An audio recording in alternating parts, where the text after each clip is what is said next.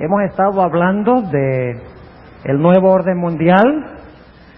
Hemos estado exponiendo la profecía de Daniel 2. Y anoche hablamos de un libro muy significativo que habla del nuevo orden mundial.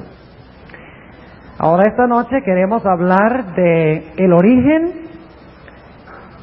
y el crecimiento y la caída de uno de los poderes que menciona este libro.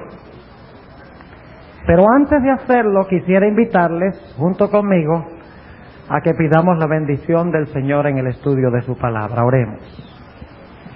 Amante Padre Celestial, en esta noche te damos gracias porque nos has dado un lindo día y nos has traído con tu bendición a tu santo templo.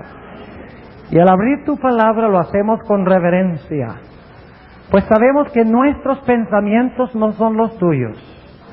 Sabemos que nuestra mente es finita, mientras que la mente tuya es infinita.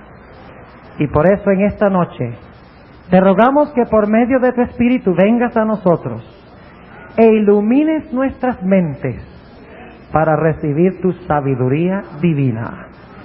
Te lo pedimos en el nombre y por los méritos de Cristo, nuestro Salvador. Amén. Si recuerdan, anoche hablamos del libro de Malachi Martin. Y si recuerdan bien, el doctor Martin declaró que el gran poder que va a establecer el nuevo orden mundial es la Iglesia Católica Apostólica Romana, bajo el liderazgo del Papa. Pero como vimos anoche, el doctor Martin también menciona que hay dos otros poderes en el mundo que están en un conflicto a muerte con el papado, que están en controversia mortal con la Iglesia Católica Apostólica Romana. Y dice él en su libro que estas dos potencias van a ser contrincantes que van a tratar de implementar el nuevo orden mundial ellos, en lugar del papado. Pero el doctor Martin dice, al igual que las profecías bíblicas, que el papado o la Iglesia Católica va a vencer y es la que va a establecer el nuevo orden mundial, tal cual lo dice la Biblia. Todo el mundo se maravillará en pos de ¿quién? En pos de la bestia. Sí, mis apreciados hermanos y amigos, la Biblia nos dice que el que va a establecer el nuevo orden mundial, tal llamado, va a ser la Iglesia Católica. En las siguientes dos noches, esta noche y mañana en la noche, queremos hablar de esos otros dos poderes que menciona el doctor Martin en su libro. Anoche hablamos del papado y nos dimos cuenta que el papado recibió una herida mortal, pero que la herida se va a sanar y que va a dominar el mundo. Pero vamos a estudiar en esta noche uno de los otros poderes contrincantes al papado, contrincantes a la Iglesia Católica. Se trata de lo que yo llamo el ateísmo militante, también conocido como el socialismo o el comunismo. Y tal vez les sorprenda saber que al igual que la Biblia habla del origen y de la caída y del levantamiento de nuevo del papado, la Biblia también habla del origen, el levantamiento, el crecimiento y la caída del ateísmo o del comunismo. La Biblia nos dice que el comunismo no es el poder que va a dominar el mundo en los últimos días. Yo les mencioné antes que en 1978, cuando enseñé la clase de Daniel, un día fui a hablar sobre Daniel 11 y les dije a los alumnos, el comunismo ha visto sus mejores días. De aquí en adelante el comunismo va en bajada. Yo estaba diciendo esto en una época cuando el mundo se estaba volviendo rojo, por así decirlo. China, la Unión Soviética, Vietnam, Laos, Camboya, Afganistán, Nicaragua, Cuba y tantos otros países habían caído en manos comunistas. En el tiempo cuando se realizaba la Guerra Fría entre Oriente y Occidente, y todos estaban diciendo el comunismo va a ser el gran poder con el cual tendremos que luchar. pero yo había estudiado 2 profecías bíblicas. Una era la profecía de Apocalipsis 11, que es la que vamos a estudiar esta noche. Y había estudiado la profecía también de Daniel 11. Y a base del estudio de esas 2 profecías, había llegado a la conclusión bíblica de que aunque el mundo parecía estar volviéndose comunista, el mundo no iba a ser dominado por el comunismo, sino que iba a ser dominado por el catolicismo, por un poder religioso, no por un poder ateo. Me puse a estudiar y descubrí algo muy interesante. El catolicismo y el comunismo no se aborrecen tanto porque son tan diferentes o distintos. El comunismo y el catolicismo se odian porque son muy, muy semejantes. Ambos tienen los mismos objetivos. Ambos tienen básicamente los mismos métodos de lograr sus propósitos. Y en esta noche yo quisiera hacer una comparación entre el catolicismo y el comunismo para que podamos entender lo que dice Malachi Martin en su libro, porque él dice allí que la Iglesia Católica y el comunismo o socialismo están en una guerra a muerte y el ganador se va a llevar todo el mundo como recompensa o como premio. Una guerra a muerte es lo de que describe Malachi Martin en su libro entre la Iglesia Católica y el ateísmo militante o comunismo o socialismo. Estos 2 sistemas no se aborrecen porque son tan diferentes. Estos 2 sistemas se aborrecen porque los 2 están compitiendo para establecer lo mismo. Fíjense en las siguientes semejanzas entre estos 2 sistemas. En primer lugar, tanto el comunismo como el catolicismo son imperialistas. Hoy no se le dice imperialismo, ese no es el término moderno. El término moderno es que ambos son globalistas. En el sentido de que su objetivo es establecerse a nivel ¿qué? A nivel global, a nivel mundial. Ambos quieren controlar el globo completo. La Iglesia Católica y el comunismo, ambos aspiran a lo mismo, aspiran a establecer un imperio que incluya todo el planeta Tierra. Ese es el objetivo, según dice Malachi Martin, un teólogo jesuita, un católico en este libro. Así que no lo estoy diciendo yo, lo está diciendo un teólogo jesuita. Y un teólogo jesuita no es cualquier teólogo, es un individuo que se ha preparado bien en la Iglesia Católica, que ha estudiado muchísimos años, un hombre que ha escrito muchos libros. Él dice, tanto la Iglesia Católica como el comunismo están en una guerra a muerte para establecerse en todo el globo, en todo el planeta Tierra. Así que ambos tienen el mismo objetivo, ambos son globalistas. Pero hay una segunda forma en que se parecen, y es que ambos, tanto el comunismo como el catolicismo, son totalitarios. ¿Qué dije yo? ¿Ambos son qué? Totalitarios. ¿Qué queremos decir por totalitarios? Queremos decir que ambos desean controlar totalmente cada aspecto del planeta Tierra. No solo cubrir todo el planeta, sino controlar cada aspecto específico que se encuentra en el planeta. Ambos quieren tener control total en la política. Ambos quieren controlar totalmente la economía del mundo. Ambos quieren controlar totalmente el sistema de educación del mundo. Ambos quieren controlar las instituciones del mundo. Ambos quieren poner bajo su control las religiones del mundo. Eso lo dice también este teólogo jesuita, Malachi Martin. Así que no digan que lo está diciendo el pastor porque es adventista. Lo dice Malachi Martin en su libro. Un teólogo jesuita, un católico bien convencido, un católico conservador, un católico que es casi más católico que el Papa Juan Pablo II. Esas sí son palabras mías. Pero ustedes leen el libro y se quedan maravillados. Ambos quieren controlar todo, inclusive quieren controlar las conciencias individuales de los seres humanos para que ellos hagan exactamente lo que dice el sistema y no lo que ellos quieren hacer. Ambos son totalitarios, quieren controlar la vida total de cada persona en el planeta total. Otra forma en que se parecen el comunismo y el catolicismo es que ambos están en oposición acérrima a la libertad de conciencia, a la libertad de adoración y a la libertad de práctica.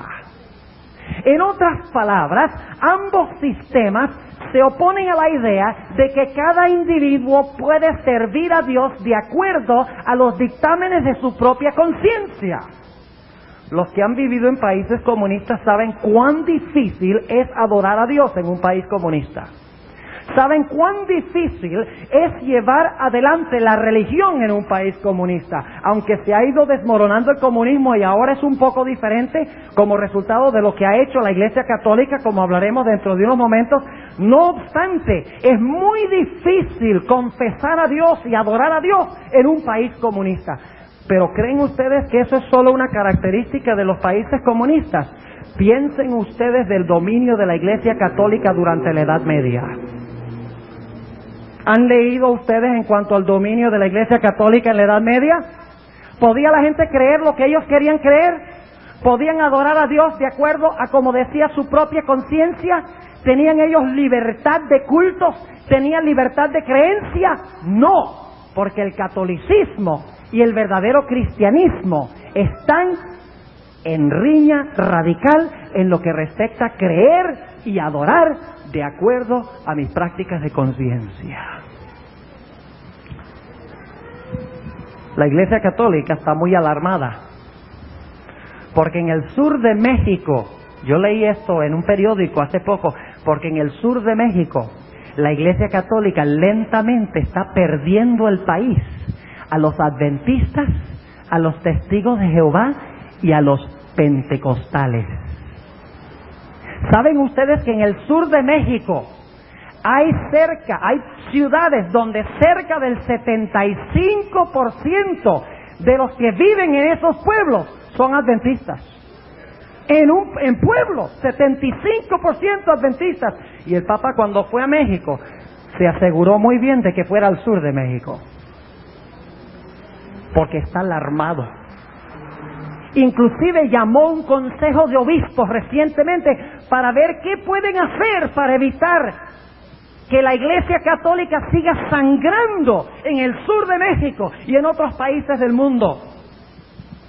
La Iglesia Católica no reconoce la libertad que tiene la gente de adorar a Dios. Inclusive la Iglesia Católica, y ustedes lo saben, hace algunos años, específicamente antes de que los vientos de la libertad vinieran, era muy difícil predicar en algunos países católicos. Y yo lo sé, porque cuando yo era niño, mi papá iba a hacer reuniones en templos en Colombia y en Venezuela. Y les podría contar historias de persecución psicológica y de persecución física contra el mensaje que él estaba predicando por parte de los sacerdotes. Inclusive algunos adventistas fueron muertos por confesar su fe en el periodo de violencia en Colombia. Yo no sé si ustedes recuerdan ese periodo, en los años 40, al final de los años 40, el periodo de violencia tremenda, donde los adventistas fueron perseguidos porque se querían ser protestantes y no querían ser católicos. Y eso no es en el siglo XV o en el siglo XIV, es en el siglo XX. ¿Y ustedes creen que la Iglesia Católica ha cambiado? Ni se lo crean. Al final del tema de hoy les voy a leer algunas citas muy interesantes. La Iglesia Católica y el comunismo también se parecen en otro aspecto. Y es que ambos tienen un sistema de espionaje para impedir que personas salgan de la Iglesia y divulguen los secretos de la Iglesia. Y que divulguen los secretos del Estado. Con los comunistas, ustedes saben, por ejemplo, en Rusia está la famosa, ¿qué? KGB, ustedes conocen eso. Una red de espionaje en Cuba.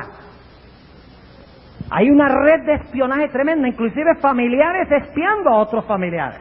Un sistema de espionaje para mantener a la gente en temor y en terror, para que no se salgan del comunismo, para que queden dentro del partido. La Iglesia Católica tiene a los jesuitas. La Iglesia Católica tiene al Opus Dei. La Iglesia Católica tiene a los Caballeros de Colón. Si ustedes han oído hablar de ese ramo, son personas de la alta alcurnia, de la inteligencia de la Iglesia Católica, y están al tanto de lo que está pasando al mundo e informándole constantemente al Papa. Por testimonio de Martin en su propio libro, le informan al Papa lo que está pasando en el mundo para que él pueda tomar riendas para nuevamente tomar el poder del mundo, las riendas del control del mundo. Así que los dos se parecen porque tienen un sistema de espionaje. Un sistema donde siempre están examinando las vidas individuales para ver cuándo alguien se le va a ir. El catolicismo y el protestantismo, el catolicismo y el comunismo también se parecen en el hecho de que ambos odian el capitalismo. Ambos odian el protestantismo. ¿Ustedes saben lo que quiero decir cuando digo que ellos odian el capitalismo? ¿Ustedes creen que la Iglesia Católica ama el capitalismo?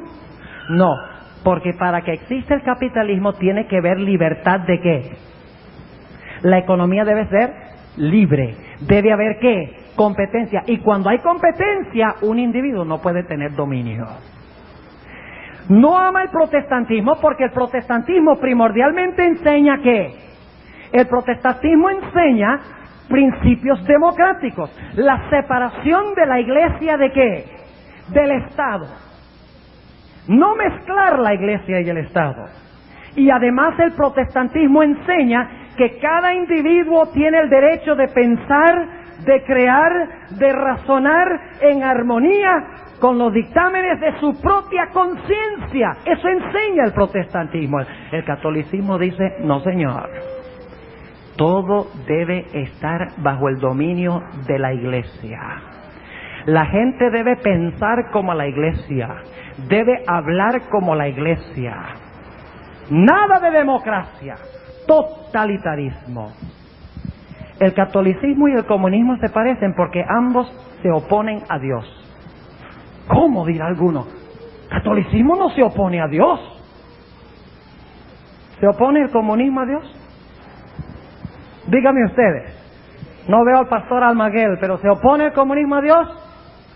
Oficialmente en la Constitución de la Unión Soviética se niega la existencia de Dios. Es más, el Estado es anti-Dios o está en contra de Dios. Los países comunistas. Tal como lo dijera Marx, la religión es ¿qué? Es el opio del pueblo para mantener al proletariado calmado, con la idea de que algún día tendrán un cielo, y mientras tanto manténganse tranquilos en la tierra y dejen que la gente los explote. Eso es lo que decía Marx, y lo que decía Engels, y lo que han dicho los grandes comunistas, Lenin, Stalin, Castro, Ortega, no importa cuál nombre ustedes mencionen. Esa es la idea, eliminar la religión, eliminar a Dios. Y esta noche vamos a hablar del origen de eso. Ahora, la Iglesia Católica también niega a Dios. Y ustedes dirán, ¿pero cómo así? Ustedes recuerdan anoche que estudiamos la profecía de 2 Tesalonicenses 2. Y dice que el anticristo, el cuerno pequeño, la bestia, se sienta en el templo de Dios, haciéndose parecer ¿qué? Dios.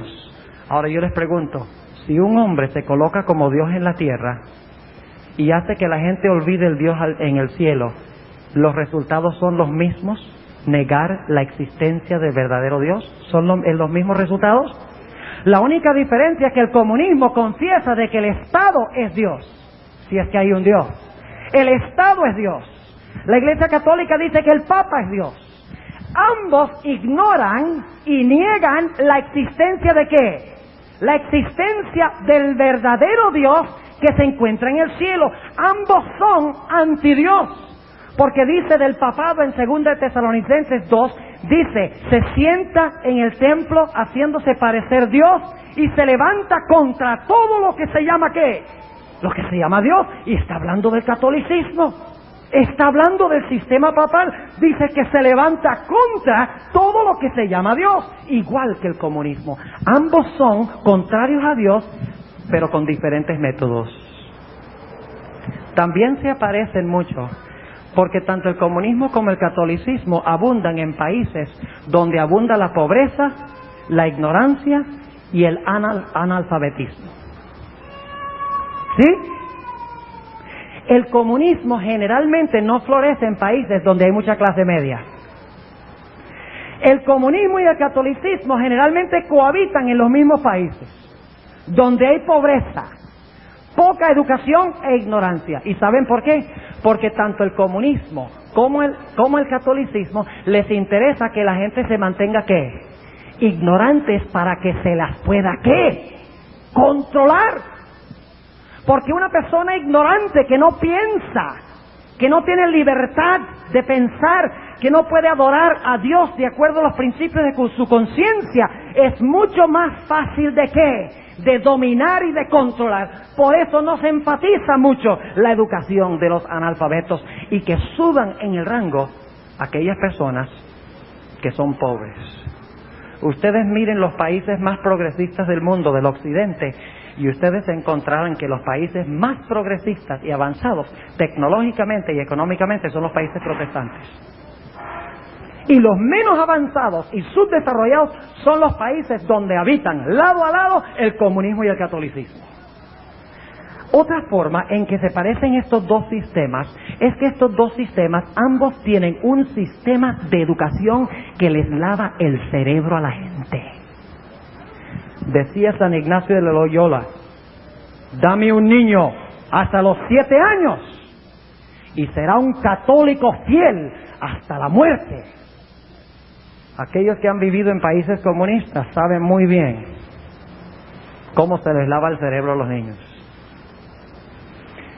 Me relataba un pastor en New Jersey que en el sistema de educación allá les traen caramelos a los niños. Les dicen, ¿saben quién les mandó estos caramelos? Fidel Castro. Y luego después se les dijo, ahora oren a Dios para que Dios les llueva caramelos del cielo. Y claro, no cayeron ningunos caramelos. Ese es el tipo de lavado del cerebro que se les da día tras día tras día. Dios no te provee, es la revolución la que te provee todo lo que tú necesitas. Los libros de matemáticas, de ciencias, de idiomas, saturado con la idea de negar la existencia de Dios, saturado con la idea de lavar el cerebro y hacerlo adepto y esclavo de la revolución sin hacer preguntas. Y lo mismo hace la Iglesia Católica. Y un buen católico, que es un católico que cree y que ha estudiado y se ha preparado en las escuelas católicas, es casi imposible, noten que dije casi, es casi imposible que se pueda zafar del catolicismo e ingresar en otra iglesia, ya sea la adventista o en otra iglesia protestante. Así que yo vuelvo a preguntar, ¿por qué el catolicismo y el comunismo se aborrecen tanto? Porque el catolicismo es cristiano y el comunismo es pagano. Se aborrecen tanto porque ¿qué? Porque se parecen tanto. En otras palabras, son rivales. Son rivales. Déjenme decirles, preguntarles esto. Hay una señorita que es bien fea y hay otra que es bien bonita. ¿La fea puede considerar a la bonita su rival cuando está tratando de conquistar a un joven? La fea dice, no, que vaya, ni esperanzas. ¿Quiénes son rivales? Las que más o menos tienen un nivel de belleza semejante. Son rivales. ¿Entienden lo que estoy diciendo? El catolicismo y el comunismo se aborrecen tanto porque se parecen tanto. Y están en una tremenda guerra a muerte. ¿Ve? Yo me quité el saco aquí y se me olvidó el pañuelo. Pero aquí lo tengo. Gracias por recordarme. Hay aquí miembros muy amables en la iglesia de Bayamón. Ahora, Hablemos un poquito del origen del comunismo. ¿Y por qué el papado odia tanto el comunismo? ¿Saben ustedes por qué el papado odia tanto el comunismo? Porque según vamos a estudiar a continuación, el comunismo se originó en la Revolución Francesa. ¿Y qué fue lo que pasó en la Revolución Francesa? Francia, el proletariado, el populacho, los ignorantes, los iletrados, los analfabetos, se levantaron con el fin de hacer ¿qué en la Revolución Francesa? Se levantaron para aniquilar a la Iglesia Católica. Y allí se originó el comunismo o el ateísmo militante moderno. Y saben ustedes que los comunistas apuntan hacia la Revolución Francesa y ellos mismos dicen que ahí se originó el movimiento del comunismo.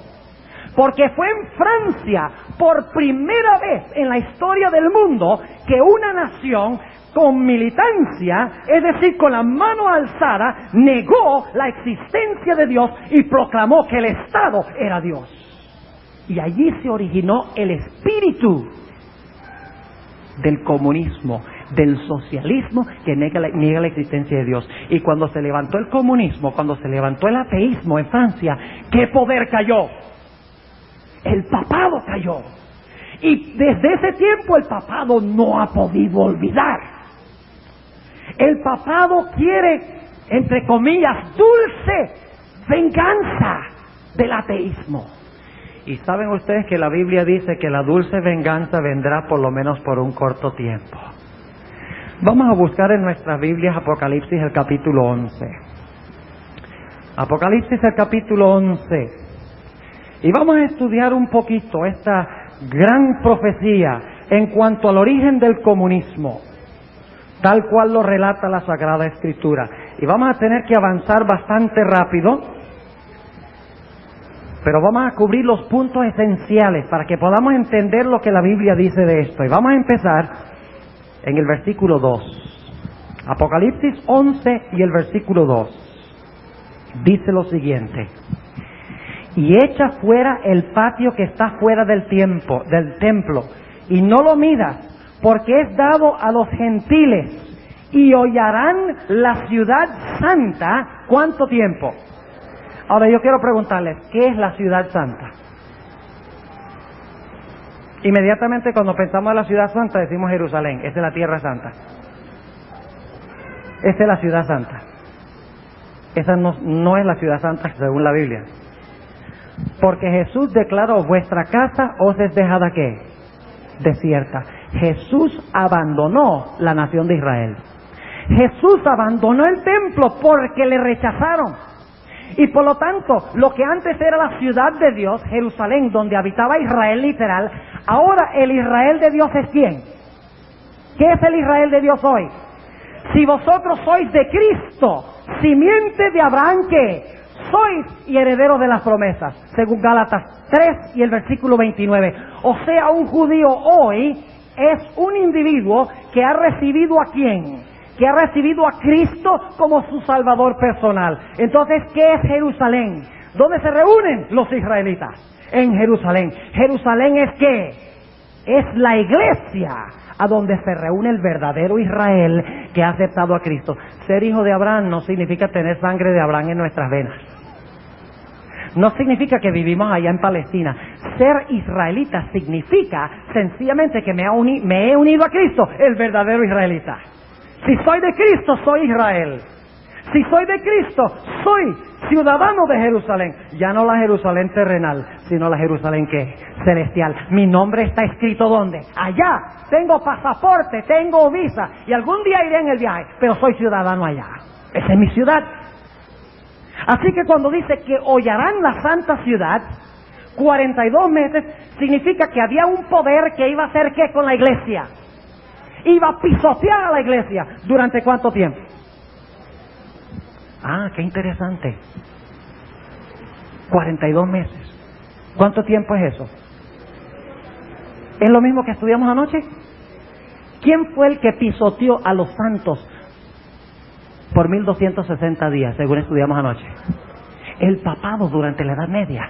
Así que ¿cuál es el poder aquí que va a pisotear a los hijos de Dios por 42 meses, por 1260 años? ¿Cuál es ese poder? El papado, según dice aquí, según lo que estudiamos anoche, iba a hollar a la santa ciudad, iba a hollar o pisotear a la iglesia 42 meses. 1260 ¿qué? 1260 años, es decir, 42 meses. ¿Y qué iba a pasar durante ese periodo de los 42 meses? ¿Qué iba a suceder durante ese periodo de dominio del cuerno pequeño, de la bestia, del papado, de la iglesia católica? ¿Qué iba a suceder durante ese periodo? Versículo 3. Y daré a mis 2 testigos, y ellos profetizarán por 1260 días.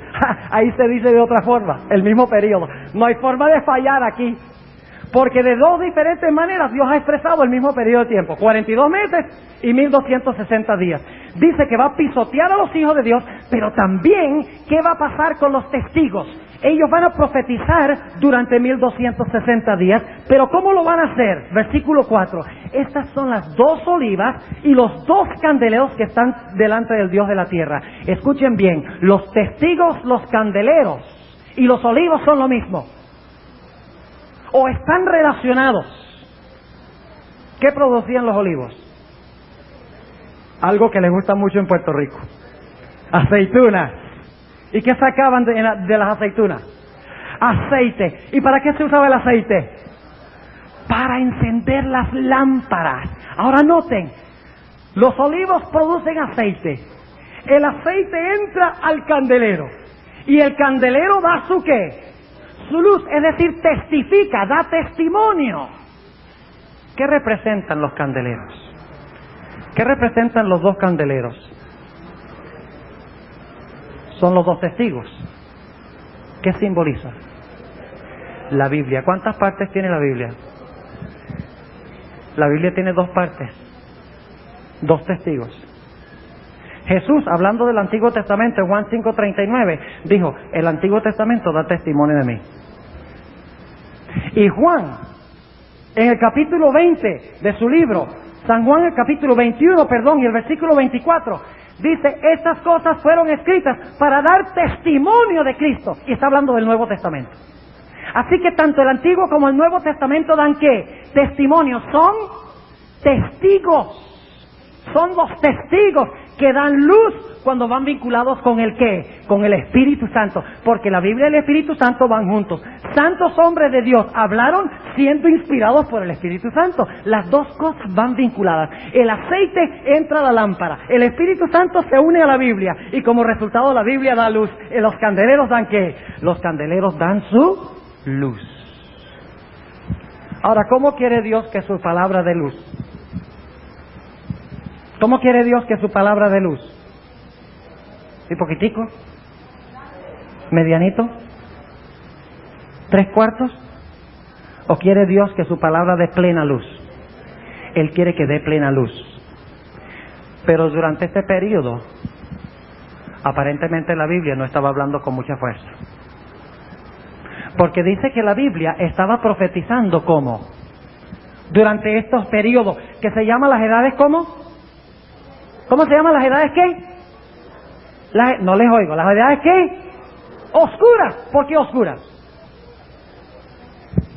Lámpara es a mis pies tu palabra y lumbrera a mi camino. La Biblia no estaba dando plena luz porque estaban vestidos ¿de qué? Noten lo que sigue diciendo en el versículo 5, si alguno les quiere dañar, sale fuego de la boca de ellos y devora a sus enemigos, y si alguno les quisiere hacer daño, es necesario que él sea así muerto. Estos tienen potestad de cerrar el cielo, que no llueva en los días de su profecía, y tienen poder sobre las aguas para convertirlas en sangre. Está hablando en símbolos cuando dice que tienen poder para cerrar el cielo para que no llueva. La lluvia representa el Espíritu Santo. Y cuando dice que tiene poder para convertir las aguas en sangre, está hablando de la Revolución Francesa. Las aguas representan muchedumbres que se matan unos a otros, y para herir la tierra con toda plaga cuantas veces quisieren. ¿Cómo testifican estos 2 testigos? Según el versículo 3, testifican ¿de qué? en sacos, de luto, prácticamente muertos, porque los que usaban saco y cilicio en el Antiguo Testamento lo usaban. ¿Por qué razón? Porque alguien se había muerto. En otras palabras, el testimonio de las Escrituras estaba casi muerto durante este periodo. Los dos testigos estaban dando luz, pero estaban dando luz a oscuras, porque el saco y el cilicio son del color que son de color negro, color de oscuridad. Ahora, ¿por qué los dos testigos estaban profetizando así? Porque el poder que dominó durante este periodo prohibía la Biblia. Ahora ustedes podrán decir si son católicos, y debo decirles que si son católicos yo los quiero mucho, y Dios los quiere mucho, y por eso es que Dios les quiere decir la verdad. No lo tomen a mal, no lo tomen como una afrenta o como un golpe. Dios nos hiere siempre para sanar. Nunca nos hiere por herir, nos hiere para sanar. Pero lo que les estoy diciendo está en la Biblia, lo que estoy diciendo es la verdad. Lo testifica la misma Iglesia Católica. Durante la Edad Media, ustedes dicen, ahora la Iglesia Católica no prohíbe leer la Biblia, y es cierto, pero durante la Edad Media cualquier persona que era conseguido con la Biblia era llevado a la Inquisición. Inclusive se le consideraba hereje, porque según la Iglesia Católica solo los sacerdotes, solo los líderes podían tener control de la Biblia y controlaban la Biblia. Ahora yo quiero preguntarles, ¿qué es lo que transforma la vida del ser humano? La palabra de Dios es viva y ¿qué? Y eficaz y más penetrante que toda espada de... ¿Cuántos filos tiene la espada? ¿Cuántos testigos son? ¿Cuántos olivos son? ¿Cuántas lámparas son? 2. La palabra de Dios es viva y eficaz y más penetrante que toda espada de 2 filos, y que penetra hasta partir el alma y el espíritu y los tuétanos y los huesos y transforma el ser del individuo. Pero cuando se prohíbe la Biblia, cuando los principios de la Biblia no entran para transformar la vida, el resultado es que la gente padece en el analfabetismo, en la pobreza y en la ignorancia. Y eso es lo que pasó durante la Edad Media. Se prohibía la Biblia, se mantenía la Biblia en latín. ¿Saben ustedes que Wycliffe, uno de los primeros en traducir la Biblia al idioma inglés, lo buscaron como una bestia salvaje, porque había traducido la Biblia al idioma del pueblo? Martín Lutero estaba estudiando como sacerdote en un seminario católico, y un día llega allí a un estante y baja un libro. Está estudiando teología, oigan lo que dije, y baja un libro. Oh, Santa Biblia, qué interesante, ¿eh? Había empezado a estudiar teología y no sabía que la Biblia existía en un seminario. La Biblia era prohibida, y cuando la Biblia, que es luz, ¿no es la Biblia luz? Lámpara es a mis pies tu palabra y lumbrera mi camino. Cuando se prohíbe la Biblia, ¿en qué anda la gente? La gente anda en tinieblas, anda en ignorancia, y los principios de la Biblia no transforman el ser, no los hacen mejores ciudadanos, no los hacen mejores personas, no los hacen mejores individuos. He observado el cielo y esa es la conclusión científica. No, señor. Cuando la iglesia dice algo, eso es correcto. Y amenazaron con excomulgarlo, porque dijo que el sol es el centro del universo, de nuestro universo. Y se ha investigado y se ha descubierto que la iglesia estaba equivocada. La Iglesia Católica coartó la investigación científica, la investigación de las letras, la investigación de la literatura. Mantuvo a la gente analfabeta. Lean los registros de la época. Lo que les estoy diciendo es la verdad. No estoy exagerando. Era una época de barbarie.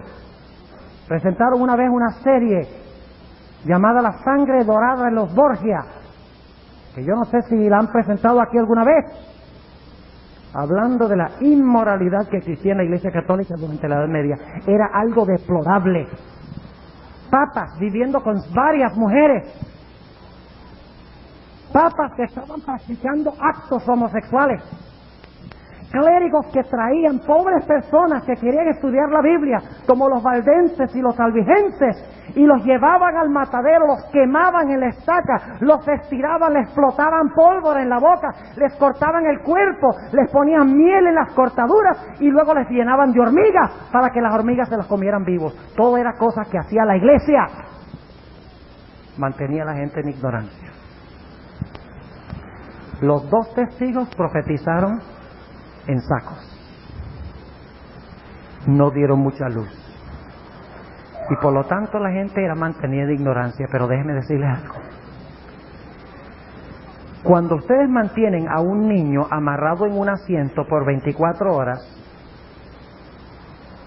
y lo sueltan, ay, ay, ay. Cuando ustedes llenan una bomba de aire y la soplan, solamente puede sostener suficiente aire hasta cierto punto. Y luego viene una ¿qué? Viene una explosión. La Biblia, en lo que vamos a estudiar a continuación, dice que la gente ignorante, la gente del populacho, o por usar la expresión que usan los comunistas, el proletariado, hartos de ser controlados por un sistema que no les daba luz, que no levantaba al pueblo, que no veía avanzar al pueblo, hartos de eso, se levantaron en la Revolución Francesa como una ola destructora en contra de la nobleza, en contra de la iglesia, con el fin de aniquilarla y desarraigarla, hartos de ser controlados por un sistema que no les daba libertad de conciencia, libertad para superarse, libertad para poner sus vidas en armonía con la palabra de Dios. Vamos a estudiarlo. Apocalipsis 11 y empezando en el versículo 7.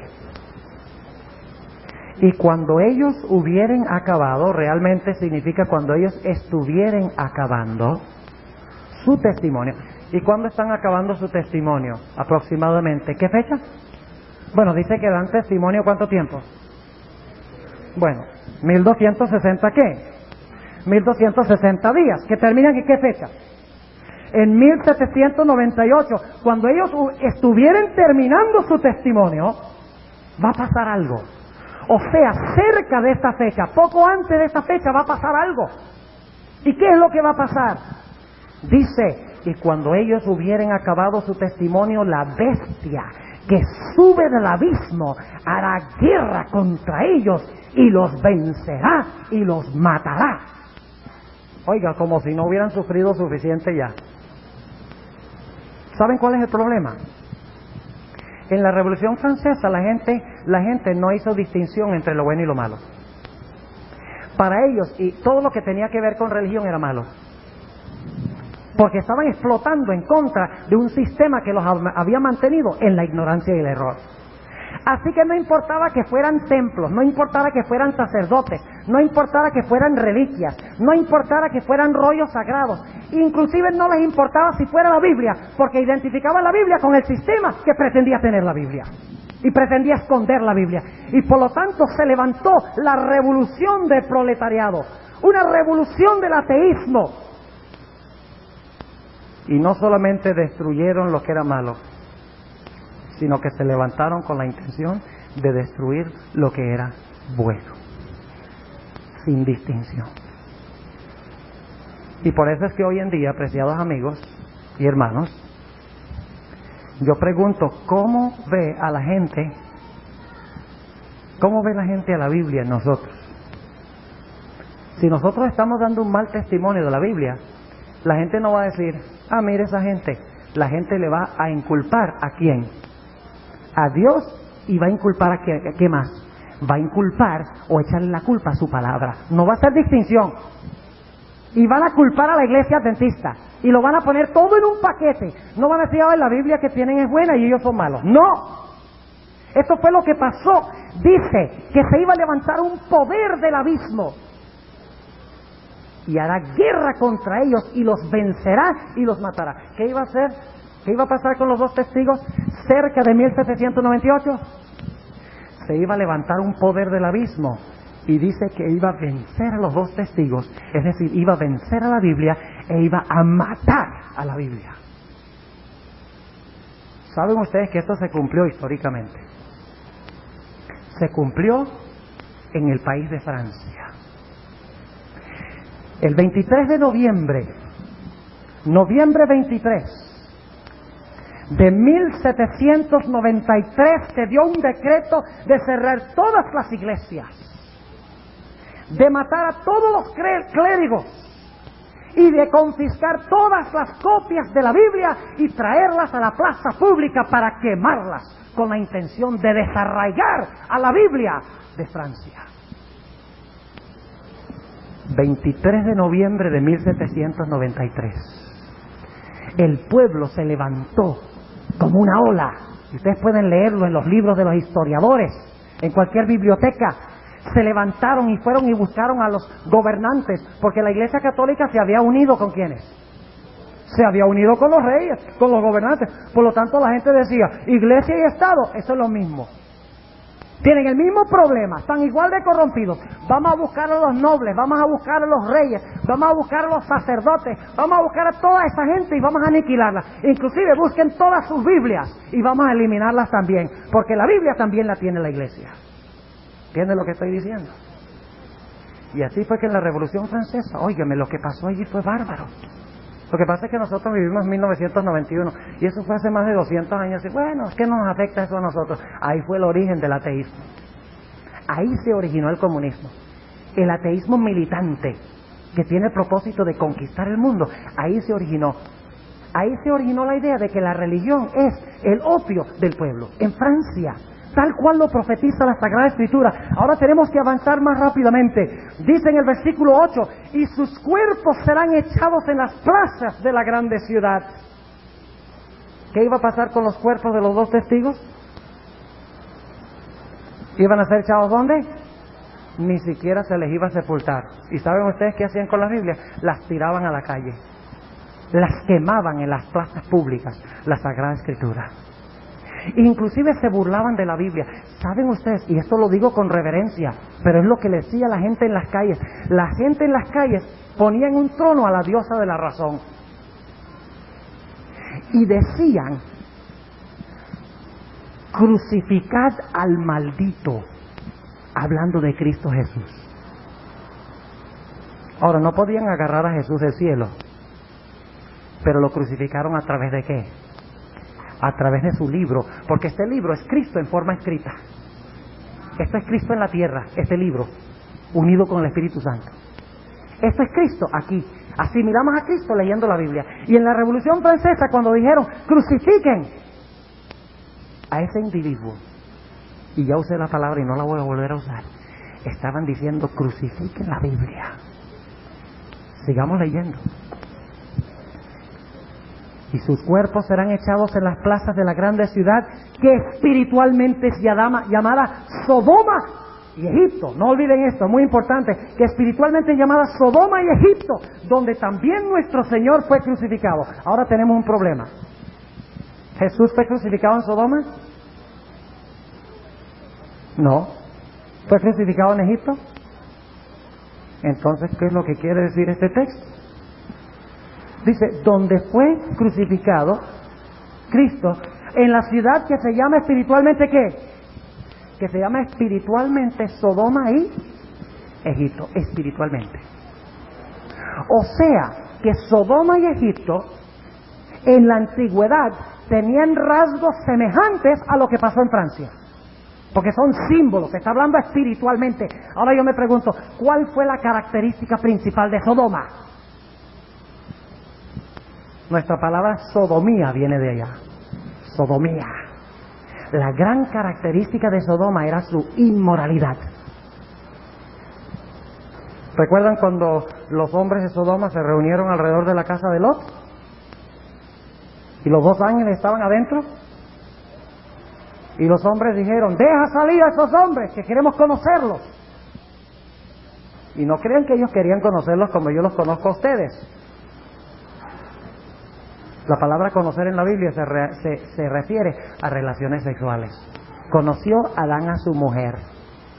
Y por si acaso alguno duda de eso, Lot enseguida, como si no hubiera sido corrompido por la ciudad, dice, no, tomé más bien a mis hijas, tengo 2 hijas vírgenes. ¿Qué hombre haría eso?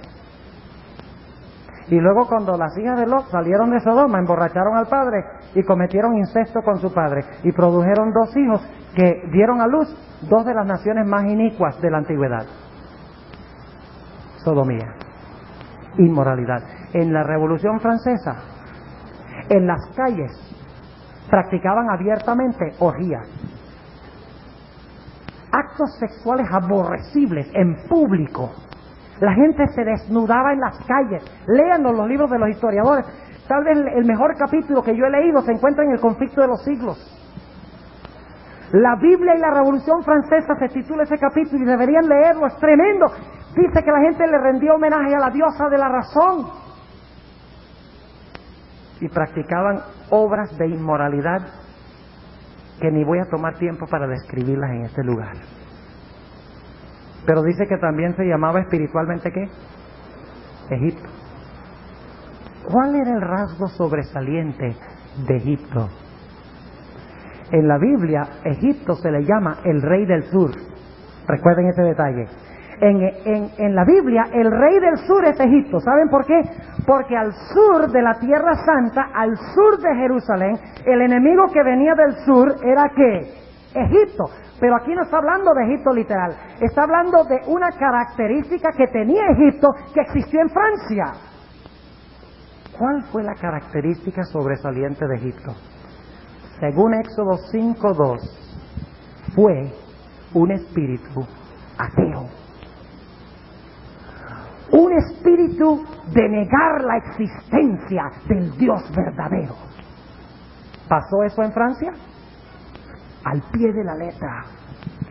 Cuando Moisés vino a Faraón y le proclamó el mensaje, ¿qué dijo Faraón? Faraón dijo, ¿quién es Jehová?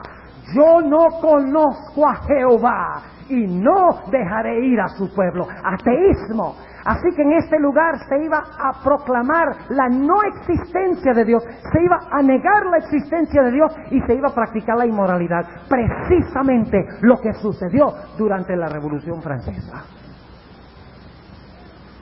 Versículo 9. Y los de los linajes de los pueblos y de las lenguas y de los gentiles verán los cuerpos muertos de ellos por 3 días y medio. Y no permitirán que sus cuerpos sean puestos ¿en qué? En sepulcros. ¿Cuánto tiempo iban a quedar muertos los 2 testigos? ¿Cuánto tiempo iba a quedar muerta la Biblia? ¿Saben ustedes que el 17 de junio de 1797 se dio un decreto en Francia? El famoso directorio, consistorio de Francia, decretó que ahora se podían abrir los templos, se podían poseer copias de las Sagradas Escrituras y se podían reanudar los servicios religiosos. 3 años y medio después que se había dado el decreto de eliminar la religión y eliminar la Biblia. Dice que los 2 testigos iban a hacer ¿qué cosa? Los 2 testigos iban a permanecer muertos ¿por cuánto tiempo? Por 3 días y medio, es decir, 3 años y medio, porque cada día en la Biblia representa un ¿qué? Representa un año. Y noten lo que dice en el versículo 10, y los moradores de la tierra se gozarán sobre ellos. En Francia hicieron eso, se burlaron y bailaron y tiraron la Biblia en las calles y quemaron la Biblia y pensaban que se habían deshecho de la Biblia. Y los moradores de la tierra se gozarán sobre ellos y se alegrarán y se enviarán dones los unos a los otros, porque estos 2 profetas han atormentado a los que moran sobre la tierra. Pero ahora noten el versículo 11. Y después de 3 días y medio, el espíritu de vida enviado de Dios entró en ellos. Y se alzaron sobre sus pies y vino gran temor sobre los que los vieron. ¿Qué pasó con los 2 testigos después de 3 días y medio? Resucitaron con gran poder. ¿Y saben ustedes algo? Uno de los grandes revolucionarios fue un individuo con el nombre de Voltaire. ¿Han oído hablar de Voltaire? Habían otros, pero él era uno de los más grandes. Él dijo, eso es ridículo de que 12 hombres establecieron el cristianismo. Yo les demostraré que uno solo lo puede eliminar. Y saben ustedes que en 1804 la casa de Voltaire llegó a ser la sede de las sociedades bíblicas británicas. La casa donde vivía él. Voltaire murió, pero la escritura revivió. La escritura resucitó. Y se empezaron a establecer sociedades bíblicas americanas, las sociedades bíblicas británicas, se empezaron a mandar misioneros a todo el mundo. Dios levantó un tremendo espíritu misionero basado en la Sagrada Escritura. Levantó a Miller, levantó a Lacunza, levantó a Wolf, levantó a todos estos grandes hombres para predicar la palabra de Dios. La palabra resucitó con poder y los hombres nuevamente escucharon el testimonio de la Biblia. Ahora quiero ir con ustedes, no vamos a terminar de leer el capítulo 11, quisiera leer la última parte, pero no lo vamos a hacer por escasez de tiempo, pero quiero ir a Apocalipsis 13 y el versículo, vamos a leer el versículo, empezando en el versículo 1, vamos a leer los primeros 10 versículos rápidamente porque quiero que capten el contexto de quién fue el que destruyó al poder papal en 1798. Dice: y yo me paré sobre la arena del mar y vi una bestia subir del mar que tenía 7 cabezas y 10 cuernos, y sobre sus cuernos 10 diademas, y sobre las cabezas de ella nombre de blasfemia. Y la bestia que vi era semejante a un leopardo, y sus pies como de oso, y su boca como de boca de león, y el dragón le dio su poder y su trono y grande potestad. Y ya hemos estudiado que esta bestia representa ¿qué poder? Representa el poder papal. Versículo 3. ¿Qué iba a recibir este poder? Y vi una de sus cabezas como herida ¿de qué? Herida de muerte. ¿Cuándo recibió el papado su herida mortal? Nosotros hemos dicho que en 1798, y eso es correcto. Porque en 1798 fue la culminación del espíritu de la Revolución Francesa. Y habían matado a los nobles, habían matado prácticamente a todo el mundo en Francia, el proletariado. Y solo faltaba conseguir a uno, el que dirigía todo el sistema. ¿Y quién era ese? El Papa Pío VI. Berthier, el general de Napoleón, entró y tomó prisionero al Papa. Y se lo llevó a Francia. Y en 1799 el Papa murió en exilio. Yo les mencioné que habían llevado papas en cautiverio antes. Varios papas habían llevado cautivos antes, pero nunca con la expresa intención de abolir el papado como institución. La primera vez en la historia, y ustedes leen los historiadores de la época, los títulos del capítulo que hablan de la Revolución Francesa y de este periodo, se titulan El fin del papado. Y la mayoría de los escritores religiosos confiesan que en 1798 se había cumplido la profecía de los 1260 días. Entre ellos el famoso comentarista Isaac Newton, que era también un gran ¿qué? Científico. Era también un gran teólogo, por si acaso no lo sabían, y un gran escritor de religión. Isaac Newton y otros dijeron, en 1798 terminaron los 1260 años. Interesante. Sigamos leyendo.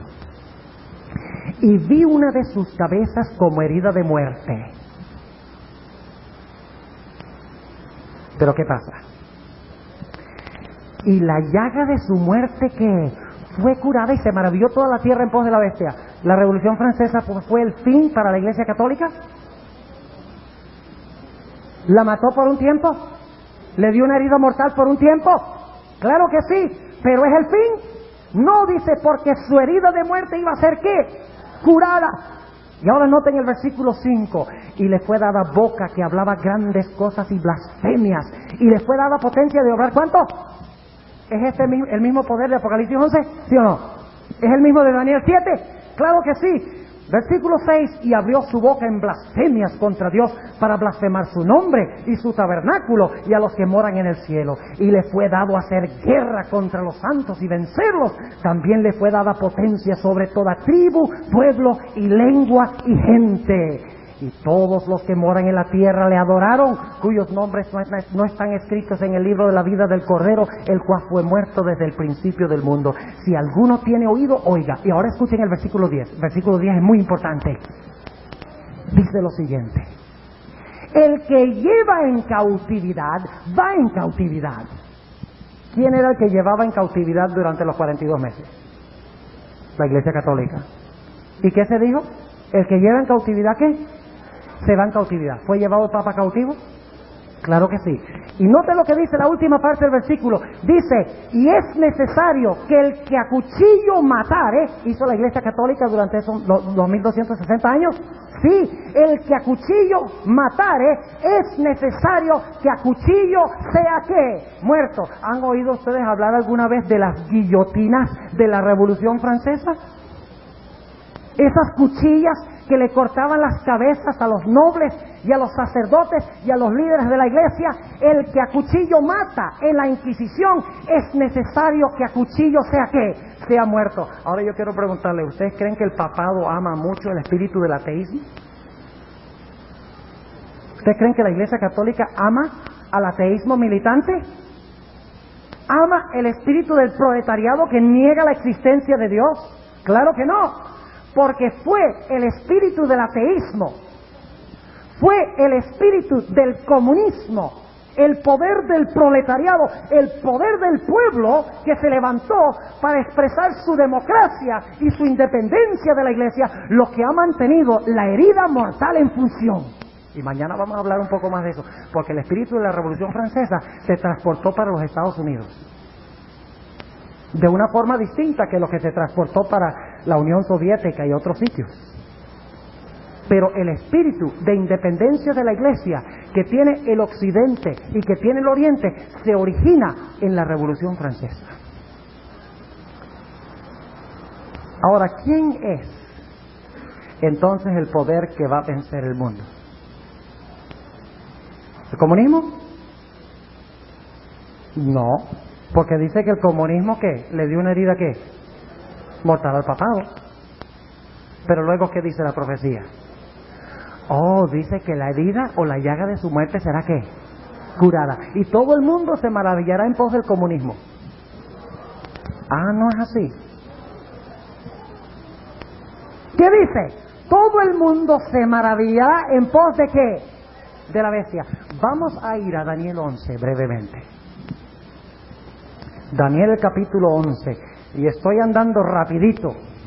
Hay muchas cosas que podríamos decir, leer muchos versículos, pero me importa que tengan claro el panorama, para que luego sigan estudiando, investigando estas cosas, porque esto es uno de los poderes que va a caer en manos del papado. Noten en Daniel el capítulo 11.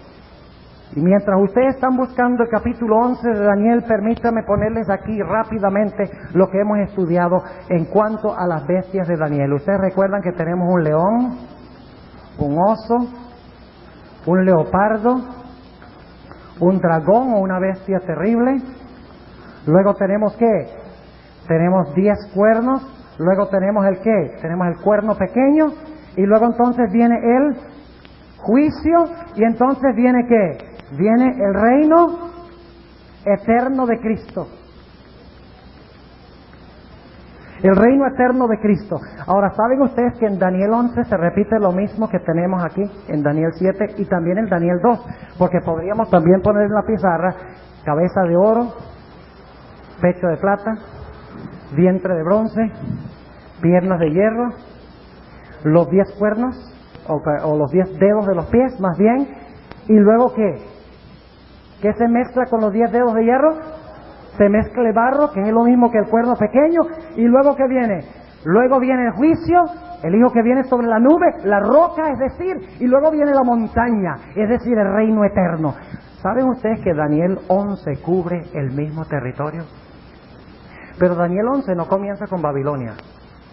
Daniel 11 no empieza con Babilonia, porque ya cuando se escribe Daniel 11, Babilonia ha pasado a la historia, no existe. No hay razón para mencionarlo. Pero en Daniel 11:2 se dice que de aquí en adelante se levantarán 3 reyes en Persia. O sea, que ¿cuál es el siguiente reino que tenemos en Daniel 11? No se menciona Babilonia, pero se menciona ¿qué? Se menciona Persia, que es el segundo reino. Y luego ustedes tienen que aceptar esto por fe, parcialmente. Dentro de un momento vamos a comprobar el aspecto del cuerno pequeño y van a ver que lo que viene antes en realidad es lo que les estoy diciendo. Luego desde el versículo 3, Daniel 11, 3 hasta el versículo 15, habla de las guerras del imperio griego. Y luego después, en el capítulo 11 y el versículo 16, empieza hablando del período de Roma pagana. Y Roma pagana alcanza hasta el versículo 30. Lo mismo que el dragón, lo mismo que las piernas de hierro. Les quiero retar a hacer algo. Vayan a sus casas esta noche y busquen la mayor cantidad de similitudes posibles entre Daniel 11, 16 al 30 y el dragón de Daniel 7 y las piernas de hierro de Daniel el capítulo 2. Y van a encontrar que es el mismo periodo. ¿Qué esperaríamos entonces que iba a surgir desde el capítulo 11 y el versículo 31? ¿Qué sería lo próximo que esperaríamos? Esperaríamos que el siguiente poder sería ¿qué? Los 10 cuernos y ¿qué más? Y el cuerno pequeño. Ahora vamos a Daniel 11 y lo vamos a hacer rápidamente. Solo voy a enfatizar algunos aspectos. Dice Daniel 7 y 8 que el cuerno pequeño iba a quitar el continuo, ¿sí o no? Ahora noten lo que dice Daniel 11 y el versículo 31. Dice, y serán puestos brazos de su parte y contaminarán ¿qué cosa? El santuario de la fortaleza. Lo mismo que hace el cuerno pequeño de Daniel 8 y de Daniel 7. Y quitarán ¿qué cosa? El continuo sacrificio y pondrán la abominación espantosa. ¿Es eso lo mismo que hizo el cuerno pequeño? ¿Estamos hablando del cuerno pequeño aquí en Daniel 11? ¿Sí o no? Claro que sí. Ahora hay otras características semejantes. Dice, ustedes recuerdan que en Daniel 7 dice que iba a perseguir ¿a quiénes? Iba a prevalecer sobre los santos. Noten lo que dice el versículo 33. Dice, y los sabios del pueblo darán sabiduría mucho. ¿Y caerán a qué? ¿Qué pasará con los sabios? Caerán a cuchillo y a fuego, en cautividad y despojo por días. ¿Cuántos días? A ver. En Daniel 7 dijo que iban a caer bajo su poder ¿por cuánto? 1260 días. Y aquí dice que caerán en manos ¿por cuánto tiempo? Por días. No dice 1260, pero dice por días. Y como está hablando simbólicamente, se refiere a días ¿qué? A días proféticos. Y ahora noten lo que dice el versículo 36. Y el rey, este es el rey del norte. En Daniel 2 se le llama el barro. En Daniel 7 es el cuerno pequeño. En Daniel 8 es el cuerno pequeño. En Apocalipsis 13 es la bestia. Aquí se le llama el rey del norte. Porque las características son las mismas. Pisa a los santos, quita el continuo, establece la abominación desoladora, contamina el santuario, etcétera. Y ahora noten la siguiente característica. Y el rey hará su voluntad y se ensoberbecerá y se engrandecerá sobre todo Dios. ¿De dónde viene esa cita? ¿Dónde se usa esa cita en otra parte de la Biblia? En segunda de Tesalonicenses, ¿qué? 2, y ahí está hablando de qué poder. Está hablando del papado. Y dice, se ensoberbecerá y se engrandecerá sobre todo Dios, y contra el Dios de los dioses hablará ¿qué? ¿Qué decía Daniel 7? ¿Hablará qué contra el Altísimo? Grandes cosas, blasfemias. ¿Es este el mismo poder, sí o no? Claro que sí. Y dice, y será prosperado. Lo mismo que dice Daniel 8 del cuerno pequeño. Hasta que sea consumada la ira, porque hecha esta determinación. Y del Dios de sus padres no se cuidará, ni del amor de las mujeres, ni se cuidará de Dios alguno, porque sobre todo se engrandecerá. Mas honrará en su lugar al Dios Mausim, es decir, el Dios de la fuerza. Dios que sus padres no conocieron. Honrarálo con oro, plata y piedras preciosas. Las mismas palabras que se usan en Apocalipsis 17 para hablar de la gran ramera. Interesante. Y con cosas de gran precio. Y con el Dios ajeno que conocerá, hará los baluartes de Mausim crecer en gloria, y harálos enseñorear sobre muchos, y por interés repartirá la tierra. Esa es la idea del feudalismo, donde se vendía la tierra. Pero ahora algo va a pasar. Cuando está en su apogeo, cuando se ha proclamado sobre todo lo que se llama Dios, hay un poder que se le va a levantar contra él y se va a cornear contra el rey del norte. ¿Quién es? Empero, al cabo del tiempo, ¿de cuál tiempo? ¿Al cabo de cuál tiempo? Es tiempo cronológico. Al cabo del tiempo. El único tiempo que puede ser es 538 a 1798, al cabo del tiempo. O sea que alrededor de la misma fecha que estudiamos en Apocalipsis 11 y en Apocalipsis 13:10, dice, al cabo del tiempo, el rey del mediodía. ¿El rey del qué? ¿Qué es el mediodía? El sur. ¿Y cuál país quedaba al sur? Egipto. Y en Apocalipsis 11, ¿cómo se le llamó el poder que se levantó contra el papado? Egipto. ¿Entienden lo que estamos diciendo? Noten cómo cuadran todas las profecías. Dice, empero al cabo del tiempo, es decir, al final de los 1260 años, el rey del sur se acorneará con él. Y esa palabra corneará, no crean ustedes que eso significa que le va a pasar la mano por encima, así suavecito. Es la misma palabra que se usa en Daniel 8 para hablar del macho cabrío que con su cuerno se acornea contra el carnero y lo desbarata. O sea que iba a ser un levantamiento de qué clase contra el papado o contra el rey del norte. Un levantamiento violento. ¿Fue la Revolución Francesa un levantamiento violento contra el papado? Sí. Y entonces el comunismo gobierna el mundo, ¿cierto? Después de esto. ¿Qué dice Apocalipsis 13? La llaga de su muerte será ¿qué? ¿Dice eso Daniel 11 también? Noten lo que dice Daniel 11 y el versículo 40. Empero al cabo del tiempo el rey del mediodía se acorneará con él, pero algo pasará. Y el rey del norte, es decir, el cuerno pequeño, la bestia, la ramera, el barro, el rey del norte levantará contra él. ¿Contra quién? Contra el rey del sur. Contra él como qué, como tempestad, con carros y gente de a caballo y muchos navíos, y entrará por las tierras e inundará y pasará. O sea, ¿qué va a hacer? Va a conquistar ¿qué? Todo lo que se encuentra por el camino. ¿Qué significa esa palabra inundará? ¿Qué es lo que inunda? ¿Y qué son las aguas? ¿Va a gobernar el rey del norte con sus muchedumbres el mundo? ¿Va a conquistar al rey del sur? Sí, dice el versículo 41, y vendrá a la tierra deseable. ¿Cuál es la tierra deseable? Es Palestina. Pero Palestina hoy, ¿qué es? ¿Qué es Palestina hoy? ¿Dónde están los judíos hoy? ¿Allá? ¿Allá es que están los judíos hoy? ¿Allá están los israelitas hoy, según la definición bíblica? ¿Dónde está Israel hoy? Aquí. Así que el rey del norte, ¿dónde está? ¿En Roma o en Jerusalén? ¿Dónde está el rey del norte? ¿En Roma o en Jerusalén? En Roma, según hemos estudiado. Así que el punto geográfico no es lo importante, está en Roma. Y se va a levantar y va a ir a la tierra deseable donde se encuentran ¿quiénes? Los verdaderos hijos de Dios. Y vendrá la tierra deseable y muchas provincias caerán, mas estas escaparán de su mano. Ojalá tuviéramos tiempo de hablar con esto, pero no tenemos. Edom y Moab y lo primero de los hijos de Amón. Asimismo extenderá su mano a las otras tierras y no escapará el país de Egipto. Aquí el retrato es de una fuerza que viene del norte, donde está el Éufrates, y está bajando al sur, viene a la tierra deseable, luego desciende a Amón y Moab, luego desciende hasta Egipto y está inundando toda la tierra. Pero al final de la historia no es la tierra prometida ya en Palestina, sino es todo el qué, es todo el mundo. Y dice en el versículo 43, y se apoderará de los tesoros de oro y plata. Será un poder muy ¿qué?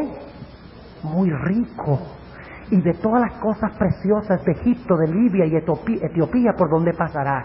Mas nuevas de oriente y del norte lo espantarán. El fuerte clamor del cuarto ángel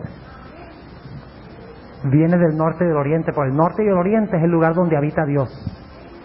Ese es el fuerte clamor del ángel de Apocalipsis 18, que ilumbra toda la tierra con su gloria, cuando el rey del norte, cuando el papado ha conquistado el mundo entero, y parece que va a ganar completamente, de repente algunos van a estar proclamando ciertas nuevas. ¿Y qué hará el rey del norte? Se espantará y no le gustará. Y saldrá con grande ira para destruir y matar a muchos, porque estos muchos no están de acuerdo con él. Y plantará, versículo 45, y plantará las tiendas de su palacio entre los mares en el monte deseable del santuario. ¿Y quiénes habitan en el monte deseable del santuario? Los hijos de Dios. Ha conquistado todo el mundo, según el retrato. Está usando símbolos de la tierra de Palestina, porque está dándole el mensaje a Daniel, quien vivía allá. Pero esto tiene que mundializarse. Ese es el principio de interpretación, porque el pueblo de Dios no está allá, está en todo el mundo. Por lo tanto, este poder domina todo el mundo. ¿Entienden lo que estamos diciendo? Las nuevas lo espantan. Se levanta con ira para destruir a muchos. Y viene inclusive hasta la tierra de Palestina y coloca sus tiendas en palacio al lado del santuario para acabar con el último remanente que Dios tiene en la tierra. ¿Y qué sucede en ese momento? ¿Qué sucedió cuando los 3 jóvenes estaban en el horno? Se metió en el horno Cristo. ¿Qué pasó con Daniel cuando Daniel era el único remanente que quedaba? Y fue echado en el foso de los leones. Fue a acompañarlo el ángel de Jehová. ¿Y ahora qué pasa cuando los hijos de Dios parecen desaparecer? Son los únicos que ponen en tela de juicio el dominio del rey del norte. Es lo último que falta por conquistar. Este es el retrato que hay aquí. Viene del norte, se mueve, barre con todo Palestina, Edom, Moab y Amón, viene hasta el sur, Egipto, Libia y todos estos países al sur, luego viene hacia arriba y se acampa al lado de Jerusalén para aniquilar los últimos que están en contra de él. Pero ahora noten el versículo 1 de Daniel 12. Y en aquel tiempo se levantará Miguel. Aquí está el nuevo orden mundial de verdad. En aquel tiempo se levantará Miguel, el gran príncipe que está por los hijos de tu pueblo.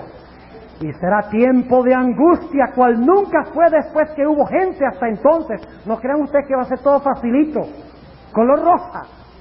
Sí, va a haber un tiempo de angustia, pero dice aquí que al igual que los jóvenes en el horno, al igual que Daniel en el foso, dice, mas en aquel tiempo será libertado tu pueblo, todos los que se hallaren escritos en el libro, y muchos de los que duermen en el polvo de la tierra serán despertados, unos para vida eterna y otros para vergüenza y confusión perpetua. Y los entendidos resplandecerán como el resplandor del firmamento, y los que enseñan a justicia a la multitud como las estrellas a perpetua eternidad. A los santos se les concede el ¿qué? El reino, como en Daniel 7. A los santos se les concede el reino, como en Daniel 2. El verdadero nuevo orden mundial destruirá al falso rey del norte, el poder papal que dominará por un corto tiempo el mundo, como veremos el jueves en la noche. Dice que es menester que dure un poco de tiempo, pero luego Jesús establecerá su reino que no durará un poco de tiempo, sino que durará por los siglos de la eternidad. Y yo quiero estar en ese reino. Yo no quiero unirme al nuevo orden mundial, porque este nuevo orden mundial es el viejo desorden mundial que estableció Lucifer en el cielo cuando quiso proclamar su independencia de Dios. Es el mismo desorden de siempre. Y yo prefiero ordenarme con Cristo que desordenarme con Satanás. Ahora, mis hermanos, ¿en qué época vivimos? Yo quiero decirles esto. Nosotros estamos allí. El comunismo ha visto sus mejores días. El muro de Berlín lo están vendiendo por pedazos a los turistas. Y bien caro, por cierto. Polonia, donde comenzó el asunto. ¿Saben ustedes que el Papa, Juan Pablo II, su nombre laico es Karol Wojtyła? Él tuvo 20 años de experiencia en Polonia antes de llegar a ser Papa. Y no es coincidencia de que murieron a Juan Pablo I. ¿Oyeron lo que dije? Yo no tengo pruebas, pero tengo mis sospechas. Porque era el plan del papado que en épocas cuando el comunismo estaba dominando el mundo, pero se veían señales de fragmentarse, que estuviera como papa, y esto lo dice Malachi Martin, no yo solamente. Era crucial para la Iglesia Católica de que se colocara un papa primero en siglos, que no era romano, que no era italiano, que fuera colocado uno que tenía experiencia en las artimañas y en las tretas políticas, en la forma de tratar con el comunismo. Eso lo dice en su libro. Tiene como 300 páginas en su libro que habla de cómo Juan Pablo II, cuando era Karol Wojtyła, movió las riendas junto con el cardenal Wyszynski, quien era el sucesor de Wojtyła, o el que era antes de Wojtyła, y Wojtyła llegó a ser su sucesor. Dice que lo entrenó y lo educó para saber cómo luchar eficazmente en contra del comunismo. Y lo que pasó en Polonia, bien documentado en el libro de Martin, lo que pasó luego en Hungría, lo que pasó en otros países del bloque oriental, fue como resultado directo de las tretas y las artimañas del poder papal, metido en la política, minando el comunismo y levantándose como una potencia mundial que va a establecer el nuevo orden mundial. No es coincidencia que Mikhail Gorbachev quería hablar con el Papa y el Papa le dijo: ¿tú quieres verme? Ven a verme. ¿Saben ustedes que trató Gorbachev de concertar una cita con el Papa en Rusia, en la Unión Soviética? Y el Papa dijo: no, ven tú acá. Y el 1 de diciembre de 1989, Gorbachev, el líder del bloque oriental, vino a entrevistarse con el Papa en el Vaticano. Vaya qué interesante. Un hombre que dirige tantos países comunistas, viniendo a una audiencia con Juan Pablo II. El comunismo se está desmoronando. Esta profecía se está cumpliendo delante de nuestros propios ojos. Lo único que falta ahora es el fuerte clamor de ese cuarto ángel. Quedará el pueblo de Dios, pero solo el pueblo que permita que quien esté en control. Solamente el pueblo que permite que Dios esté en control. ¿Saben por qué no puede caer el Espíritu Santo? Pues el Espíritu Santo quiere controlar nuestras vidas, pero si yo estoy en control de mi vida, el Espíritu Santo no va a venir a controlar. Pues no puede haber dos personas en control de la vida. Solo puede haber uno. ¿Saben por qué el Espíritu Santo no nos llena? Porque solamente puede llenar gente que está vacía. Vaciada del Dios. Siguiendo la voluntad de Dios, exactamente como todo lo dice Dios. Cómo debemos comer, cómo debemos vestir, qué es lo que debemos oír, qué es lo que debemos ver. Una vida en armonía con los principios de Cristo y dejar que Él esté en control, cuadrar perfectamente con su plan. Cuando hagamos eso, el Espíritu Santo entra a llenarnos, porque estamos vacíos del yo. Y saben, cuando yo oigo a los jóvenes decir: ay pastor, ¿será malo usar zarcillos? Yo digo: ay Señor, tenga misericordia, estamos peleando sobre zarcillos cuando hay cosas tan grandes en este mundo. Miren, si ustedes aman a Cristo y quieren el Espíritu Santo, ustedes van a botar los zarcillos y van a botar todas esas cosas objetables. No van a querer bailar, no van a querer vestir inmodestamente. Todo eso lo van a echar a un lado para que el Espíritu Santo controle y domine sus vidas. Y recuerden que solamente se salvarán aquellos que suelten las riendas y dejen que Cristo esté en control de sus vidas. Yo quiero que Jesús esté en control de mi vida. Comunismo, historia antigua. El papado levantándose. Aunque parezca que está en control, no lo está. No se preocupen. El protestantismo apóstata, el capitalismo, de eso hablaremos mañana en la noche. Cosas increíbles que están pasando en los Estados Unidos, que demuestra de que los Estados Unidos y el capitalismo también está próximo a caer en las manos del papado. El comunismo ya está cayendo. Pero aunque el papado gobierne, Cristo será el que establecerá su reino. Y yo quiero ser de ese reino. ¿Cuántos quieren ser de ese reino? Gloria al Señor. Posiblemente hay alguien aquí que no es miembro de la Iglesia Adventista del Séptimo Día. Y usted quiere decirle esta noche al Señor Jesús: yo quiero pedir que tú estés en control de mi vida. Yo quiero que tú tomes las riendas de mi vida. Yo quiero pedirle a esa persona que no es adventista, que quiere ponerse bajo el control de Cristo, que por favor se coloque de pie, porque yo quiero orar por usted, quiero tener una oración especial por usted. Tenemos algunos que no es adventista, gloria al Señor. Tenemos uno allá en el balcón que se ha colocado de pie, otro joven aquí, gloria al Señor. Si quieren decirle a Jesús: yo quiero estar en tu nuevo orden mundial, yo quiero seguir tus caminos, quiero que tú estés en control, yo no quiero controlar mi vida. Póngase de pie. Yo quiero que tengamos una oración especial por ustedes en esta noche. ¿Hay alguno más? Gloria al Señor. El Señor te bendiga. Otra preciosa alma. ¿Hay alguno más? No voy a alargar el llamado mucho tiempo. Se nos ha hecho bien tarde. Estos temas toman mucho tiempo cubrirlos.